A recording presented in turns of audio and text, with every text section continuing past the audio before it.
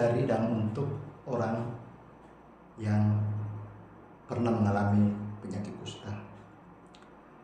Kalau kita berbicara tentang penyakit kusta, dan ketika kita mau melihat situasi sekarang ini, di mana masih adanya kasus anak, masih banyak yang reaksi berulang, masih banyak yang disabilitas karena kusta, ini adalah bukti bahwa masalah kusta masih sangat memprihatinkan di negara kita Indonesia yang tercinta ini.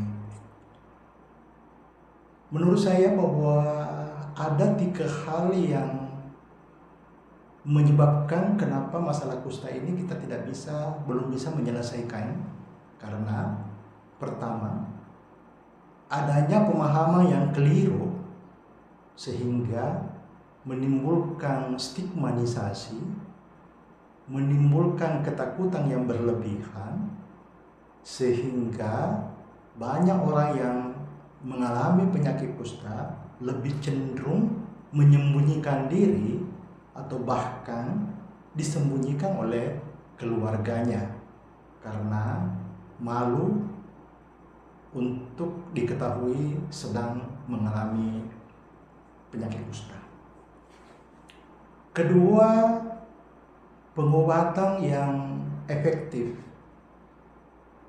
Kita sama-sama mengetahui bahwa MDT atau obat kusta yang tersedia sekarang ini menimbulkan efek samping yang sangat-sangat luar biasa, sehingga banyak orang yang mengalami kusta yang sedang berobat memutuskan untuk tidak melanjutkan pengobatan karena merasa bahwa bahkan merasa lebih sakit, bertambah sakit karena efek samping tersebut. Dan banyak juga pengaruh dari lingkungan mereka bahwa ketika terjadi perubahan tersebut mendukung bahwa itu bukan pengobatan, itu adalah penyiksaan, malah semakin rusak. Nah, ini yang kami temui di lapangan bahwa mereka yang mangkir atau drop out atau DO dari pengobatan itu karena pengaruh dari efek samping tersebut dan diperkuat oleh stigma. Jadi tentu sangat dibutuhkan khususnya para ahli, para pemerhati untuk berusaha bagaimana menemukan obat atau menciptakan obat yang efektif bagi penderita kusta yang tidak menimbulkan efek samping yang sangat-sangat mengerikan, sangat menakutkan.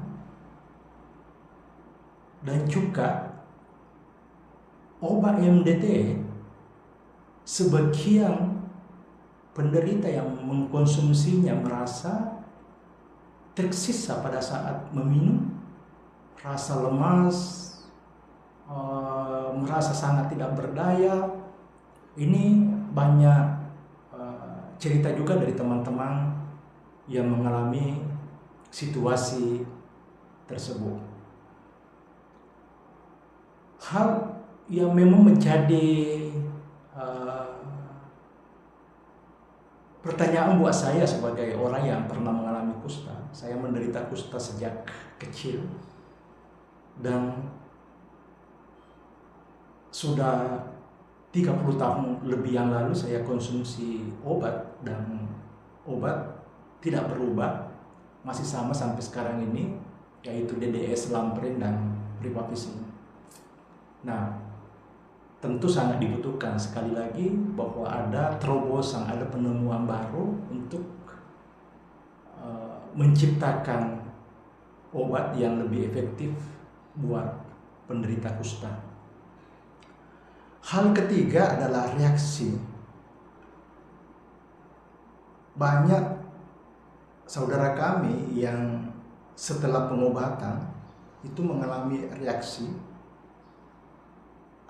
berulang dan tidak mendapatkan penanganan yang bagus, tidak mendapatkan penanganan pengobatan yang sesuai, dan bahkan ada di antara mereka harus mengalami disabilitas setelah pengobatan karena reaksi terus-menerus.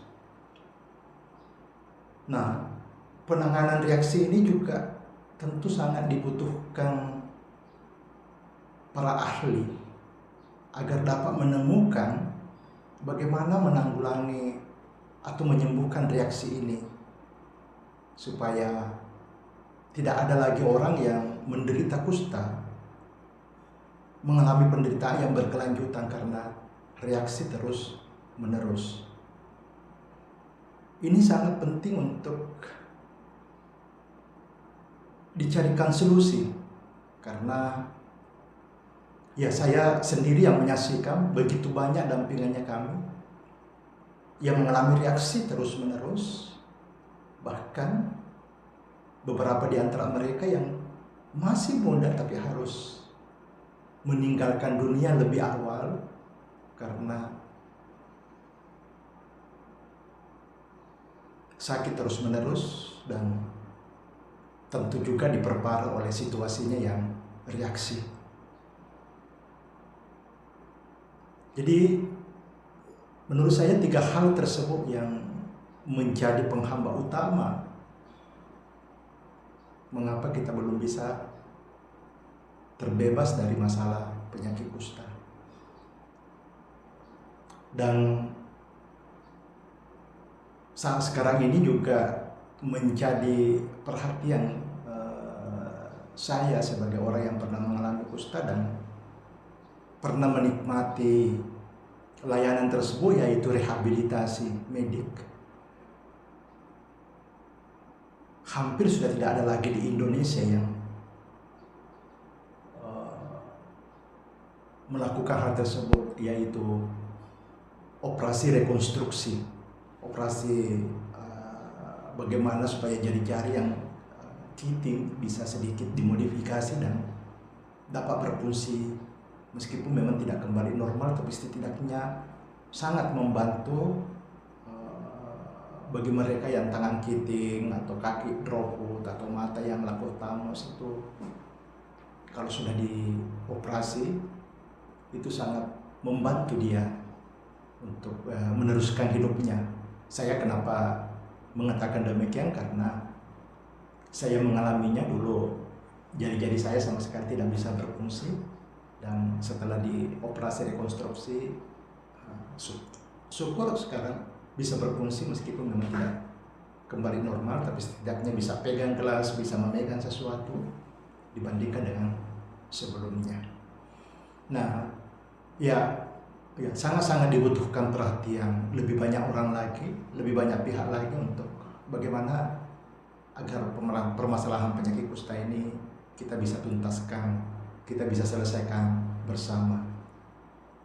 Selamat kepada para peneliti, semoga mampu menjawab harapan kami sebagai penerima manfaat, sebagai orang yang pernah mengalami kusta, untuk dapat menemukan obat yang lebih efektif dan penanganan reaksi yang lebih paripurna, agar tidak ada lagi orang yang menderita kusta berkelanjutan, menderita terus-menerus karena penyakit kusta.